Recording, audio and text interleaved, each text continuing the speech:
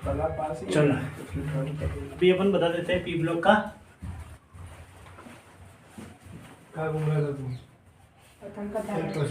ठीक है, ionisation enthalpy, ionisation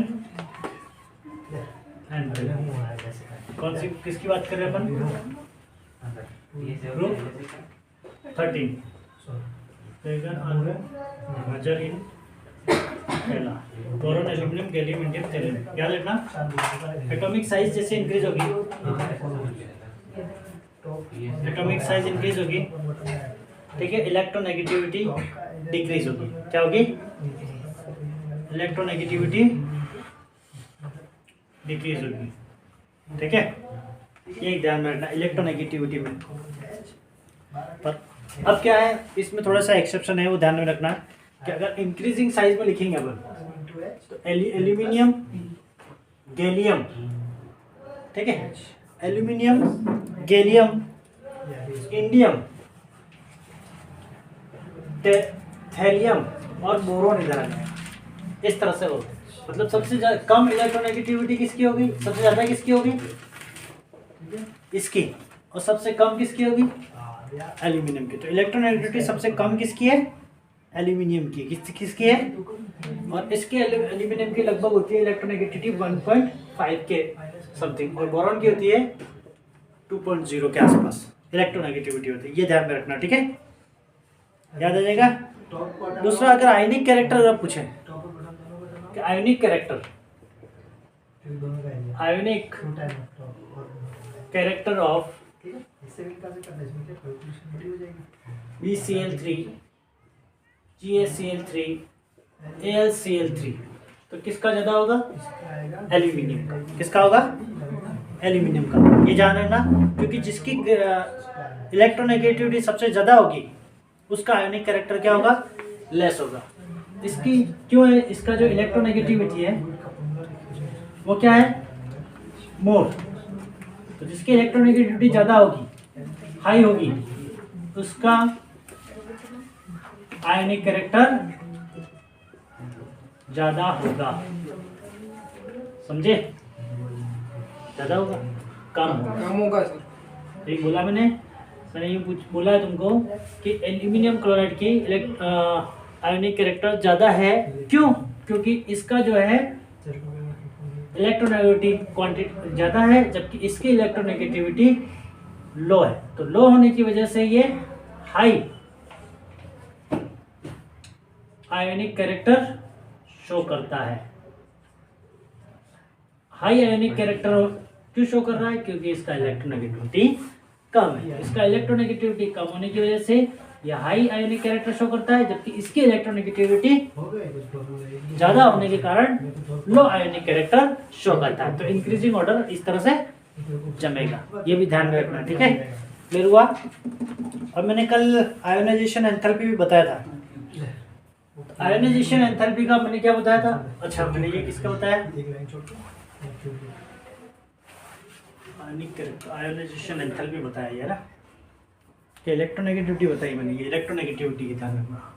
गड़बड़ हो गई। ये क्या बताया मैंने? इलेक्ट्रोनेगेटिविटी बताया। क्या बताया? इलेक्ट्रोनेगेटिविटी बताया। ये इलेक्ट्रोनेगेटिविटी की बात थी, ठीक है। मैं बोल इलेक्ट्रोनेगेटिविटी, आयोनाइजेशन एंथैल्पी का अभी मैं बात कर रहा हूँ। किसके आयोनाइजेशन एंथैल्पी है? तो बोरॉन, ठीक है। फिर कौन आ जाएगा? कल मैंने बताया था तुमको, एल्यूमिनियम, फिर गैलियम, फिर इंडियम, फिर थैलियम। इस तरह से अरेंजमेंट मैंने कल बताया था तुमको, ठीक है। यहाँ पे मतलब सबसे ज्यादा आयोनाइजेशन एंथैल्पी किसकी है? गैलियम की नजर आ रही है, ठीक है। मतलब इनके ऑर्डर सही नहीं है, क्लियर नहीं है, ठीक है। ये भी ध्यान में रखना। अगर सबसे पूछा जाए कि आयोनाइजेशन एंथैल्पी सबसे ज्यादा किसकी है, आयोनाइजेशन एंथैल्पी सबसे ज्यादा किसकी है, वो भी कौन सी? 1H1 पर। किसके अकॉर्डिंग? अब हम जानते हैं कि सबसे ज्यादा एनर्जी 1H, डेल्टा 1H1, फिर डेल्टा 1H2, फिर डेल्टा H3, ये रहता है। ये डेल्टा लिखा, ठीक है मैंने। सबसे ज्यादा आयोनाइजेशन एंथैल्पी कौन शो करेगा? ये हाईएस्ट आयोनाइजेशन एंथैल्पी रहेगी इसकी, हाईएस्ट आयनाइजेशन एंथैल्पी, और इसकी क्या रहेगी, लोएस्ट आयनाइजेशन एंथैल्पी रहेगी अकॉर्डिंग टू, है ना। ये क्या फर्स्ट इलेक्ट्रॉन निकलेगा तो आयनाइजेशन एंथैल्पी, ये सेकंड इलेक्ट्रॉन निकलेगा तब आयनाइजेशन एंथैल्पी होगा, ये थर्ड इलेक्ट्रॉन लॉस्ट होगा या डोनेट होगा तब इसका आयनाइजेशन एंथैल्पी होगा। आयनाइजेशन एंथैल्पी क्या है, इलेक्ट्रॉन को रिमूव करने के दौरान जो रिक्वायर्ड एनर्जी होती है वो आयनाइजेशन एंथैल्पी है। अब यहाँ पर क्या, अगर अरेंज करें तो सबसे ज्यादा आयनाइजेशन एंथैल्पी किसकी है, बोरॉन की। क्यों है, क्योंकि उसके साइज भी क्या है, बहुत छोटी है। अगर अरेंज करने की कोशिश करें तो 801 किलो जूल पर मोल होती है। सबसे ज्यादा बोरॉन 801 डेल्टा H1 एंथैल्पी के हिसाब से, इसकी कितनी होती है, 801 एंथैल्पी कितनी होती है। इसके बाद कौन आता है, एल्यूमिनियम, इसके बाद गैलियम, नहीं एल्यूमिनियम में थैलियम आ जाएगा, थैलियम, फिर गैलियम, एल्यूमिनियम, फिर कौन बचा, इंडियम। बोरॉन की 801 है, इसकी 589 है, इसकी 579 है,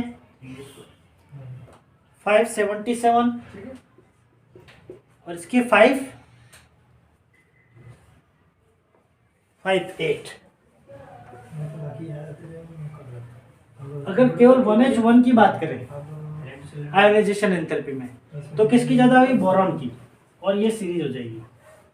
फिर थैलियम की, फिर गैलियम, फिर एल्यूमिनियम, फिर इंडियम, ये ध्यान में रख जाएगा। ठीक है, सीरीज ध्यान में रखना जरूरी है। ठीक है, ये इंक्रीजिंग ऑर्डर, ये आप अरेंज करके उतार देना उसमें नोट्स में, क्योंकि ये इंक्रीजिंग ऑर्डर डिक्रीजिंग ऑर्डर ही हमारे नीट और जेईई में पूछे जाते हैं। समझे, कंपटीशन एग्जाम में ये पूछा जाता है कि किसकी ज़्यादा है। ठीक है, डिक्रीजिंग इंक्रीजिंग ऑर्डर, इसलिए मैं इस ऑर्डर में बता रहा हूँ तुमको, और जो थ्योरेटिकल है वो मैं बोल रहा हूँ। ठीक है, याद रखना आयोनाइजेशन एंथैल्पी किसको कहते हैं, अपन पहले पढ़ चुके हैं ये 3rd 4th चैप्टर में।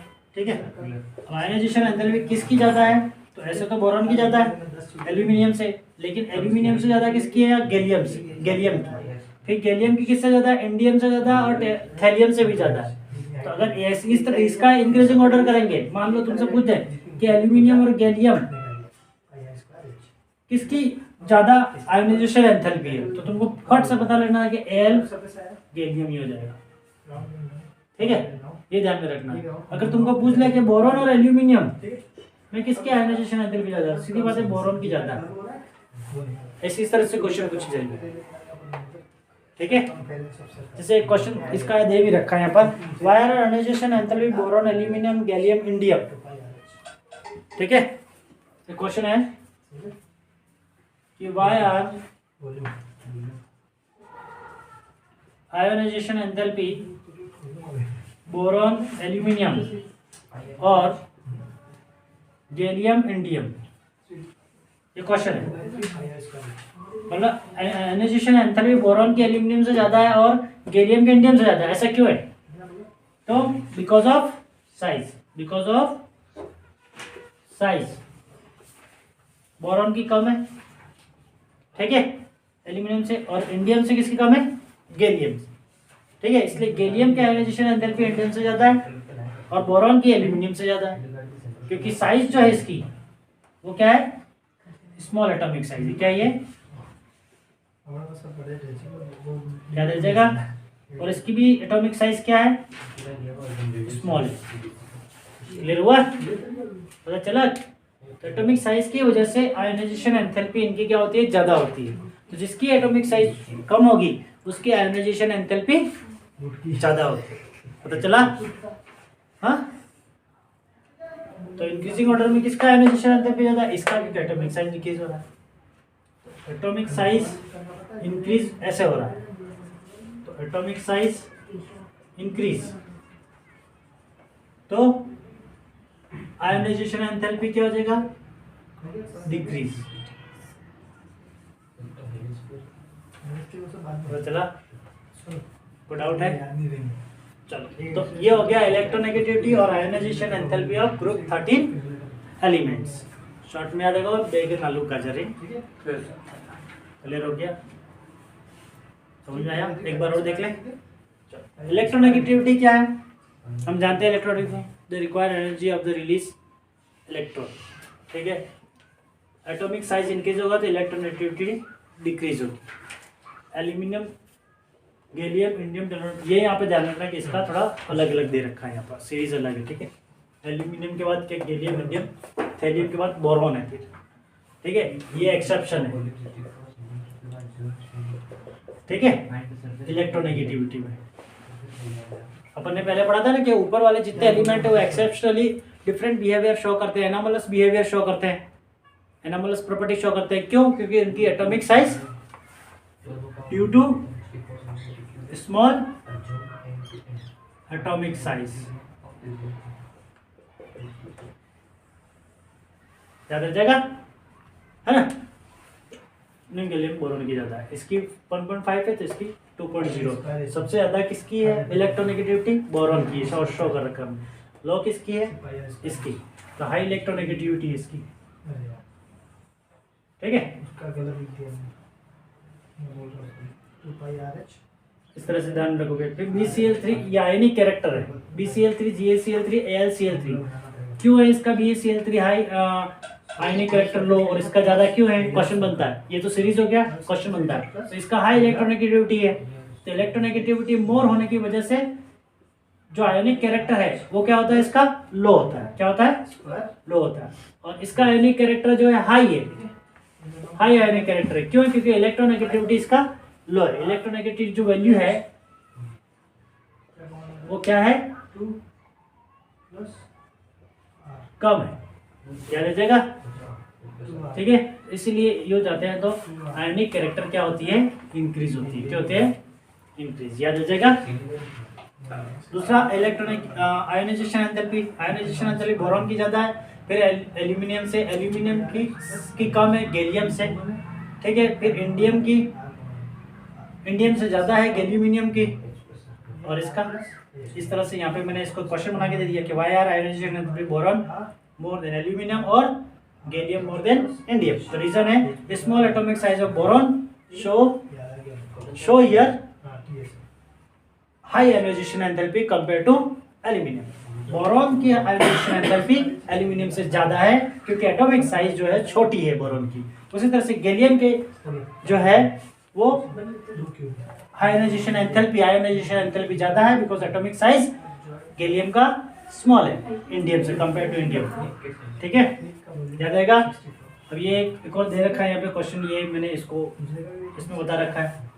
फिर अगर 1H1 की ये डेल्टा 1H1 यूँ इस तरह से पूछे कि किसकी एंथैल्पी ज्यादा होती है? इसकी ज्यादा होती है, ये भी ध्यान रखना। ठीक है, क्वेश्चन और बन रहा है क्या कुछ?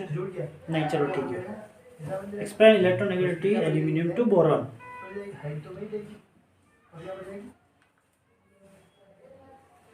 इलेक्ट्रोनेगेटिविटी बोरॉन की ज्यादा है ना, एल्यूमिनियम की ज्यादा है।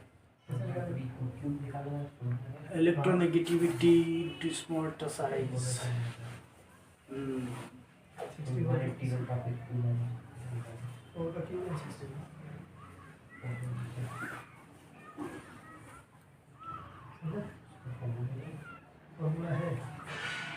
क्या बोला मैं? इलेक्ट्रोनेगेटिविटी है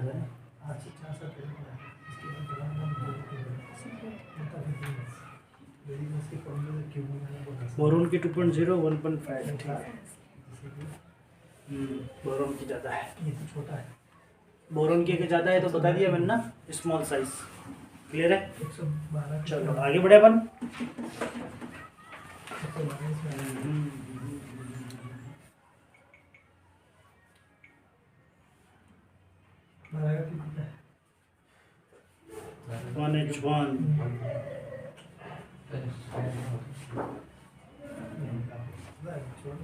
बोरॉन, टेलुरियम, गैलियम